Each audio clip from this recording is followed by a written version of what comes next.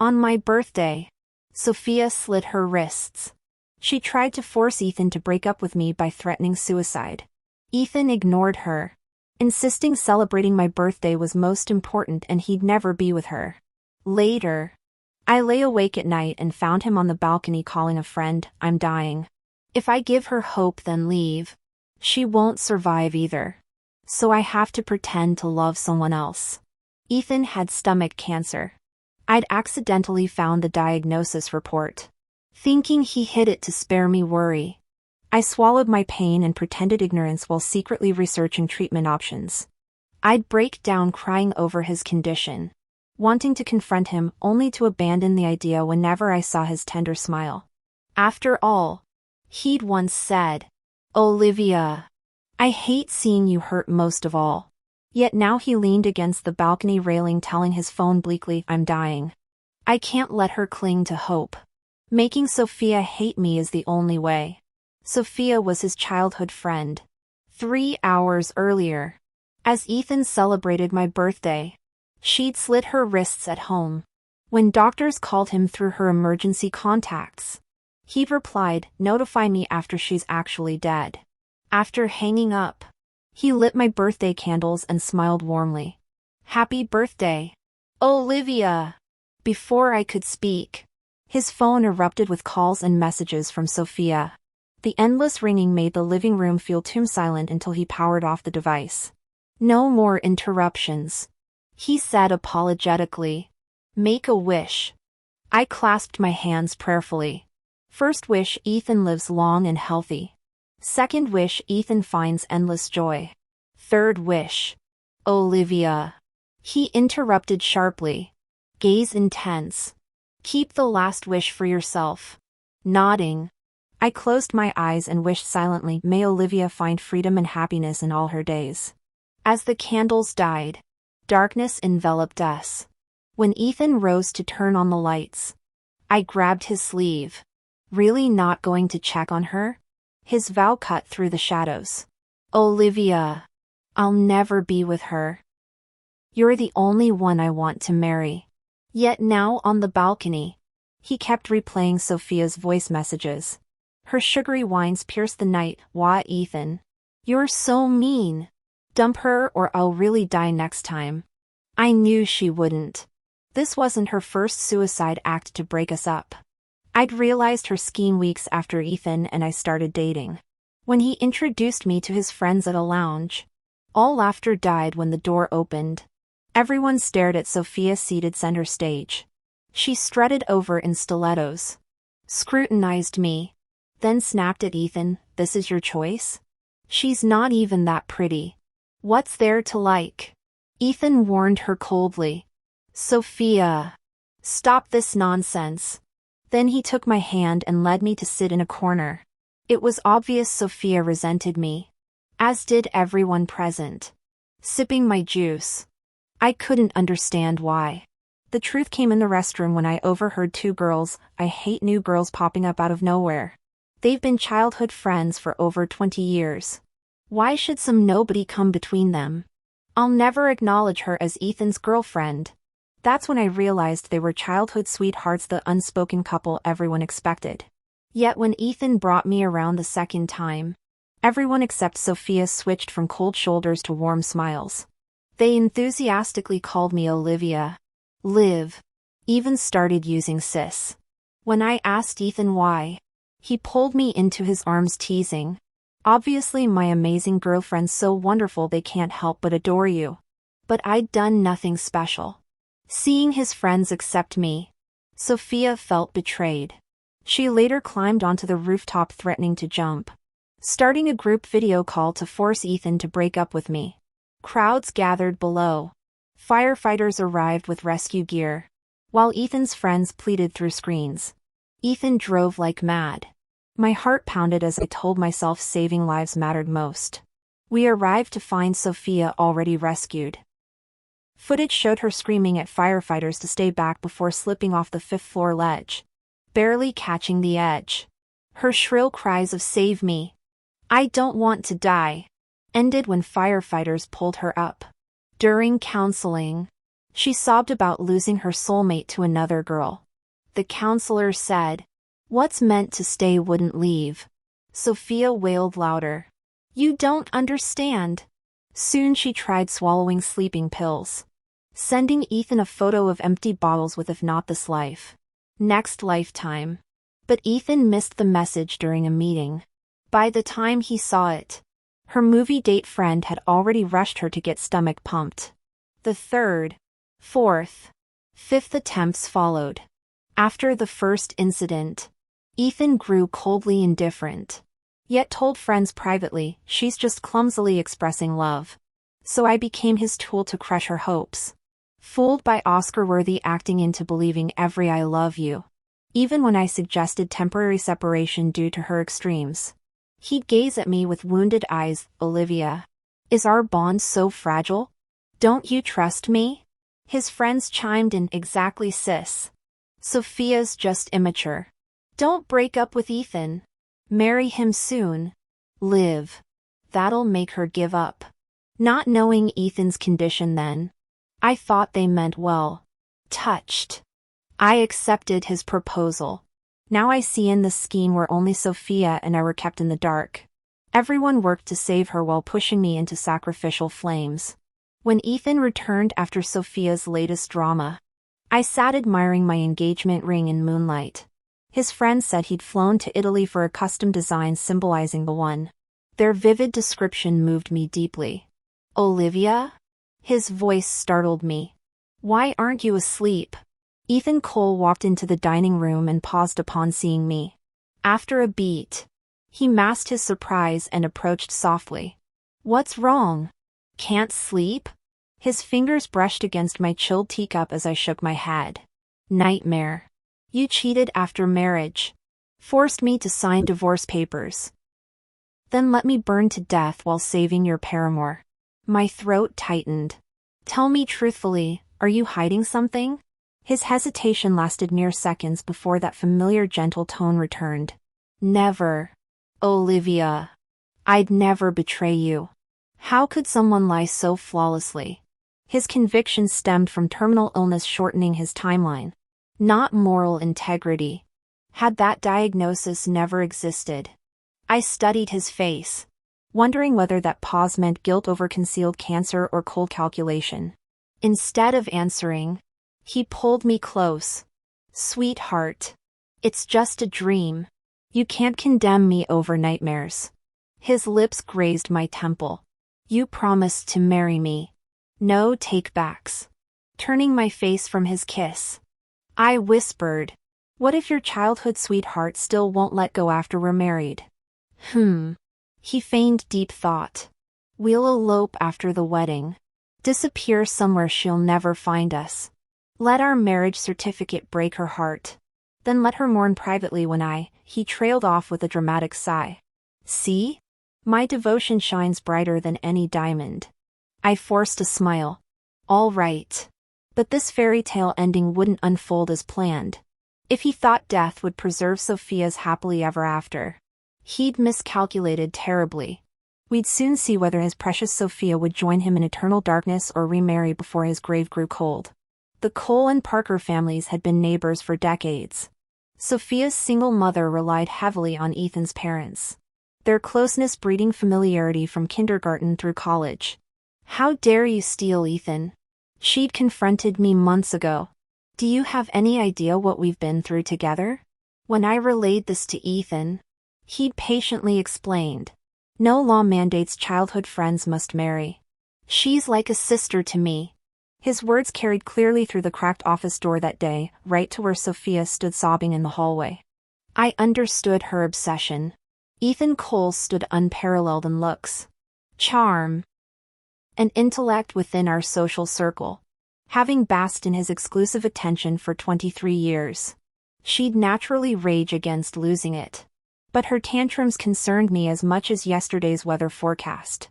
Our relationship existed independently of her drama. They shared childhood memories, we had meticulously crafted romance. He'd pursued me relentlessly until I surrendered. If anything, his counterfeit love for me paled against genuine care for her. Yet I played my role flawlessly, giddy fiancé addressing wedding invitations, selecting bouquets, filming countdown vlogs. Our social media overflowed with heart eye emojis and hashtag couple goals hashtags. Sophia learned his diagnosis 7 days later. With our wedding 4 weeks out, I was crunching deadlines at the office while Ethan attended a high school reunion. His tipsy call came at 9:47 p.m. Liv, when will you finish? I'll pick you up. Clutching my phone, I let silence stretch before answering sweetly. Don't trouble yourself. The corporate suite has sleeping quarters. Another pause. You should head home soon. Sophia's been calling non-stop since this afternoon. The sharp inhale through the receiver satisfied me more than any love confession. Click. Your stomach is upset. Don't drink, Ethan. Sophia's voice cut in abruptly before the call disconnected. I stood before the floor-to-ceiling windows as the oppressive night sky pressed down. Starless and moonless, mirroring the future Ethan and I once envisioned. The completed project files sat untouched on my desk while the clock ticked relentlessly, reminding me of the conversation I'd overheard 2 days earlier when Ethan's friend visited our home. Ethan, you should come clean to Olivia. Have her play along if needed. This deception isn't right, she clearly loves you. What's the difference? The more she loves me, the more convincing this act becomes. Only then will Sophia finally let me go. His detached tone barely flickered, except when uttering Sophia. Always Sophia. I wiped a tear tracing my cheek, waiting motionless for dawn. The night passed quicker than expected. Returning home the next day, I opened the forgotten camera in our bedroom, its lens capturing every detail of Sophia helping a drunken Ethan stumble inside. Their limbs tangled intimately until Sophia noticed the medical report on the table. Late-stage gastric cancer. Ethan still slept soundly in bed. 3 days later, Sophia requested a meeting with Ethan and me, arriving with a handsome man named Liam Anderson, the same boy from Ethan's high school yearbook. Ethan had once scoffed about Liam writing Sophia love letters, muttering, maybe it's better if she ends up with him. Now, watching their interlaced fingers across the coffee table, I wondered what thoughts churned behind Ethan's stony silence.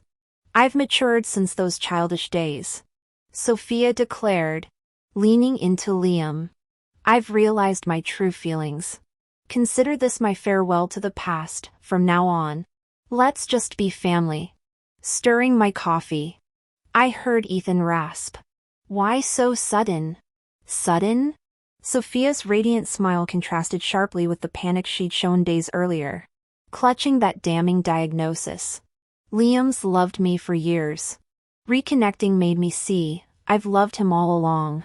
In the following weeks, Sophia flooded social media with couple photos. Ethan's friends gradually accepted her new romance, calling it a healthy fresh start. Only Ethan drifted through days in a haze, zoning out mid-conversation until I repeated his name thrice. I'm just relieved. Olivia, he'd say flatly. Our wedding will proceed smoothly. I smiled, knowing his relief stemmed from one truth: Sophia had slipped beyond his reach. Even when his friend urged, since Sophia's moved on, end this charade. Cancel the wedding. Ethan stubbornly refused. No. We'll see this through. At least now I don't have to worry about her. What's there to celebrate? On the balcony, I deleted our pre-wedding videos one by one. The camera's memory swelled until only that fateful night remained, Sophia discovering the report. The lens deliberately angled. The battery fully charged. Yes. I'd left the camera running. Planted the diagnosis. But I'm no prophet. My certainty that Sophia would return, that she'd see, it came not from foresight, but memory. Dying in flames wasn't a nightmare. It was my first life's ending. Ethan did indeed cheat. Shortly after we got married in my previous life, Sophia impulsively married Lennon, who had always been secretly in love with her. The night before their wedding, She even texted Ethan, "I'll call off the wedding tomorrow if you say you'll divorce her." I'd just stepped out of the shower then, finding him staring blankly at his phone. When I peered over his shoulder, I saw his reply, "Be happy, Sophia." That should have been his indirect rejection. Yet something about it unsettled me. Half a year into our marriage, I woke from a nightmare to find his side of the bed cold. While fetching water, I spotted him on the balcony whispering hoarsely into his phone, "It's too late now." I never imagined things would turn out this way. My blood ran cold, remembering the medical report I'd accidentally found during recent house cleaning. I assumed this was about his illness, not daring to confront him since he clearly wanted to keep it secret. I resolved to care for him tenderly while hiding my own anxiety, constantly trying to lift his spirits. Meanwhile, Sophia and Lin Ann's relationship had hit a rough patch. Like all one-sided loves without reciprocity, theirs was doomed, a truth that applied equally to Ethan and me. The first crack appeared on an ordinary evening when Ethan claimed to be working late. I skipped dinner to comfort a heartbroken friend at a noisy bar, only to find him there beating up some guy harassing a drunk Sophia. Our eyes met under the strobing lights, his momentary panic hardening into defiance as he carried her out, explaining, "Her mother called. They're fighting with Linen." I believed him then, swayed by his supposed illness and his past rejection of Sophia. Yet he still betrayed me with married Sophia, on my birthday. No presents, just a time-stamped recording of their moans, Sophia, and her selfie lounging half-naked against his sleeping form. Our wedding photo visible in the corner. I sat clutching my phone until dawn, when her follow-up message arrived. "Oops. Forgot to mention, that photo's from your engagement period. High school reunion night. Remember?" Confronting him at a hotel lobby, I overheard his confession, "They misdiagnosed my stomach cancer. I married Olivia to make you move on." But then, now I understood his too-late lament. This time, I'll ensure he discovers the misdiagnosis sooner. Last life, he'd refused hospital visits during stomach pains, just clinging to me murmuring, "Hold me, Olivia. It helps." Now that Sophia's already with Linen, his worsening temper and alcohol abuse will inevitably land him in the ER. The catalyst came during dinner with my spice-loving friend. Amidst strong liquor shots, Sophia and Linen walked in for their date. As Linen nodded greeting, Ethan drained his glass in one gulp. My friend joked, "At least we won't have to worry about Olivia being the lightweight anymore." His knuckles whitened around the shot glass. She added more wine to his glass as she spoke. I took a small sip of warm water but didn't stop her. By the time we finished, Ethan's face had turned ashen pale. He collapsed from stomach pain before reaching home. I drove him to the hospital. After stomach pumping, Ethan regained consciousness while the doctor scolded him harshly with gastric issues. "You should avoid alcohol and spicy food. Many stomach cancer patients start down this path. By the time it develops into cancer, it'll be too late for regrets." It was in this moment Ethan discovered he never had stomach cancer. Yet he told me nothing. Instead, he arranged to meet Sophia at the lattice-partitioned restaurant where I sat behind them. The faint aroma of tea rose from my table. Sophia's voice carried clearly through the wooden screen. "Ethan, did it have to be in person? I'm seeing Liam for a movie later." Her tone retained its usual sweetness but held new detachment. After several silent seconds, Ethan's low voice responded, "Break up with him. Let's be together." "What nonsense!" Sophia immediately protested. "Why would I leave him? I know you're only dating him to spite me." "I can explain, enough. I don't like you, Ethan." "Not at all." She stood to leave, when Ethan grabbed her wrist. Sophia violently shook free, voice trembling, "Stop haunting me. I know the truth, you're terminal. Don't drag me down with you. I'll burn extra joss paper for you during holidays. Okay?" Truthfully, I hadn't known how Sophia would react when I let her see that medical report. In our previous life, She'd never found out before Ethan learned it was misdiagnosis. Watching her abandon him without hesitation surprised even me. Apparently their childhood friendship and mutual affection meant less than nothing. Sophia left. Ethan sat motionless. I wondered if he dwelled on his interrupted explanation or his former certainty about being loved. Our wedding preparations neared completion. Ethan didn't cancel. Still trying to provoke Sophia. I pretended ignorance. Awaiting our ceremony. He flooded social media with our daily life, grocery trips, home-cooked meals, endless gifts. It resembled our early days. We'd met during a corporate project. Our first real interaction came when I found him clutching his stomach in the conference room. "Here's warm water," I'd offered. "Looking forward to working together, partner." We grew closer through late-night work sessions, takeout meals on rooftops, and complaints about corporate greed. At team dinners, I'd subtly rotate mild dishes his way, reminding him to drink less. Having no family myself, I cherished friends and remembered their needs. Perhaps Ethan mistook my care. Soon he pursued me. Timid lunch invites evolved into lavish gifts. After our project's success, he asked during celebrations, could we keep watching sunrises together? His earnest eyes made refusal impossible. Later I learned even loving gazes can be faked. Ethan told no one about the misdiagnosis.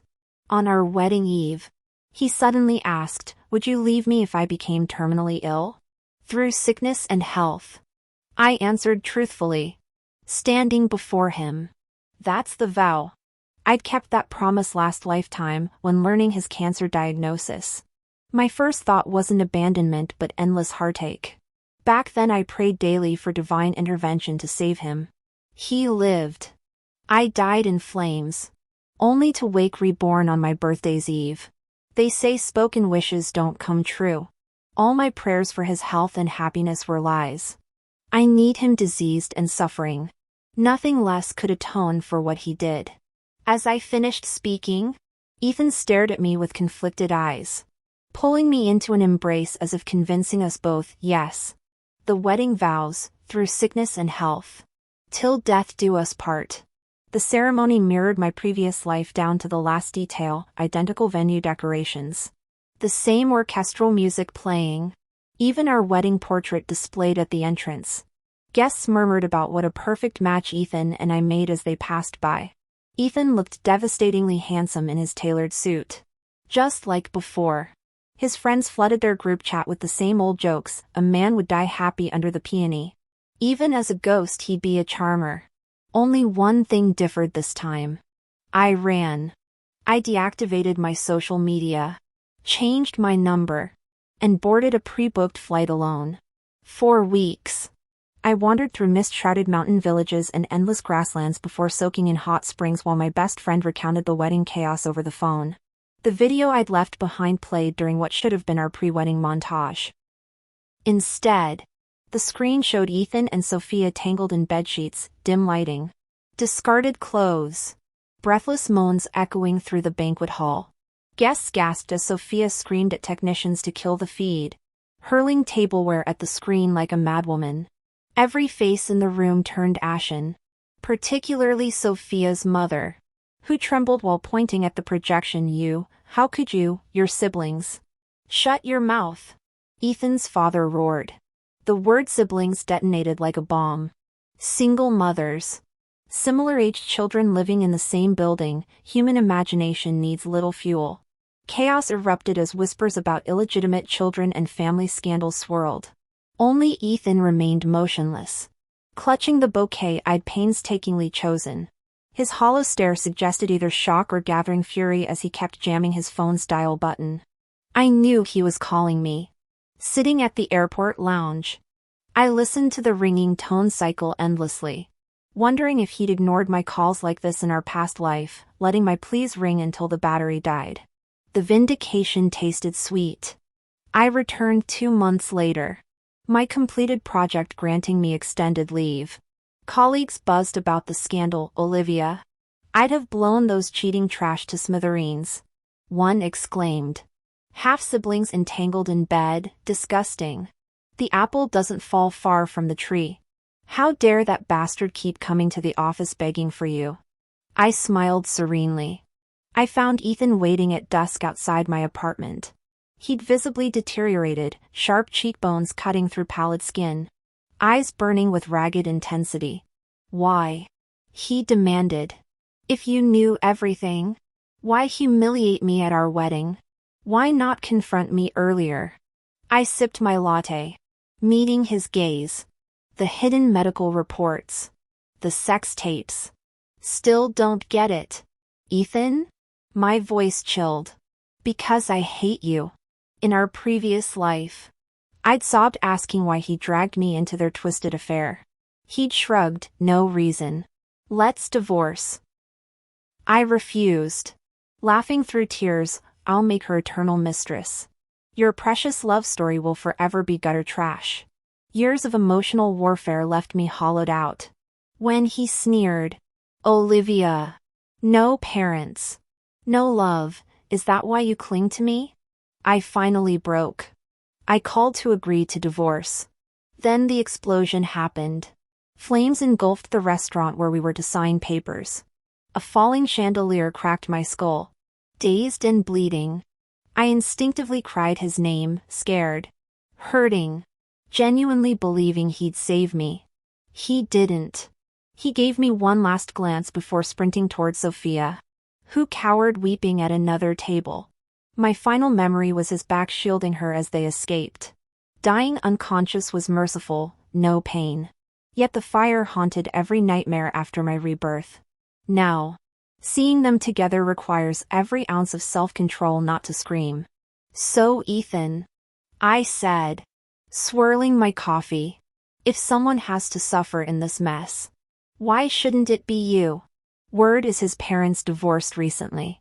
He got fired for ethical violations too. Sophia and her mother were forced to move due to neighborhood gossip. So I wasn't surprised when she came to me. What startled me was her opening line, Olivia. Are you satisfied now? You've humiliated us. Driven us into hiding. Does our misery please you? I just left the office building after overtime.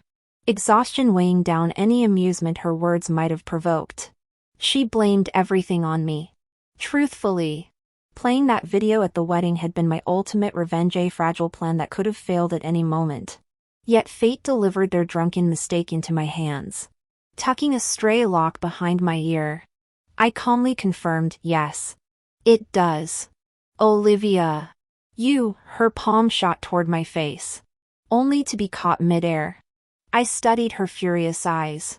Gently warning, Sophia. Think carefully. This slap would cost you more than dignity and safe harbor. Brushing past her hate-filled glare, I walked away in stilettos without looking back. Years later during team-building traffic, we learned of an accident ahead. Viral footage showed Ethan and Sophia being loaded into ambulances. She'd secretly boarded his car during their ongoing feud, causing a crash into cliffs. Sophia emerged disfigured, Ethan with a permanent limp. During my physical exam, I encountered Ethan hobbling on crutches. His gaunt face twisted with complex emotions when our eyes met: shame, pain, flickering hope. I simply stepped around his collapsed form. The cruel irony reminded me of previous lives. Last incarnation, he'd lost that same leg shielding Sophia from falling debris. Initially devoted, she'd eventually snapped when his disability became inconvenient. Ethan, had I known about your terminal diagnosis, but this crippled existence? Even Liam adores me enough to stay. He'd found my old journal in dusty corners, desperate entries about sharing my lifespan. Learning medicinal recipes. 81 unanswered emails to German specialists. Scribbled fragments ended with, the cancer was fake. His love was fake. Ethan, you pathological liar. Now watching him tremble with my journal clutched to his chest, I finally understood his earlier hopeful glance. But some second chances aren't worth taking. I kept walking. All right. Let's call it a day. Ethan. I leaned closer to examine the document he was clutching desperately, an abortion consent form dated 3 days after his affair. Watching his eyes redden abruptly, my initial curiosity about witnessing his anguish turned to disgust at these crocodile tears. Drifting aimlessly, I found myself observing Sophia's supposedly devoted boyfriend Lennon kissing another girl. I thought we had an open relationship after you slept with your childhood sweetheart. He sneered at her tearful accusations. Her mother paled dramatically, reacting not to her daughter's infidelity but something else entirely, before Ethan's hoarse voice shattered the moment. Olivia, Olivia. I turned instinctively to see him staggering through the crowd, collapsing at my feet. Our eyes met briefly, then I vanished. These haunting memories of my past life had faded since that disastrous wedding. My colleague noticed my melancholy and insisted on treating me to dinner at Floating Mountain Road. The moment we entered the restaurant, recognition hit. This was where I'd died in the gas explosion last lifetime. Glancing at tomorrow's date on my phone, I calmly ordered 15 extra meat platters. We lingered until closing time, when I accidentally wandered into the kitchen. I smell gas. I alerted the chefs. They discovered a faulty propane valve, crisis averted. Miraculously, my luck transformed. Promotions came effortlessly. When colleagues demanded a celebration, I chose the new Riverside Hotel. Post-revelry at 2 a.m., I strolled home alone, only to find Ethan leaning on his cane under a street lamp. "Can we talk?" he rasped. "About your fake cancer diagnosis? Or your premarital affairs?" I shoved hands into trenchcoat pockets. After the car crash, I started remembering our wedding vows from the past life. He said painfully slow, "Weren't we happy at all?" His silence answered. As I walked away, his whisper trailed me. We had some happiness. The night breeze carried away the last fragments of those bitter memories. Dawn's golden streaks painted the sky. I smiled. Tomorrow's Saturday. I'm 25. The world keeps turning, and I'll watch every sunrise unburdened.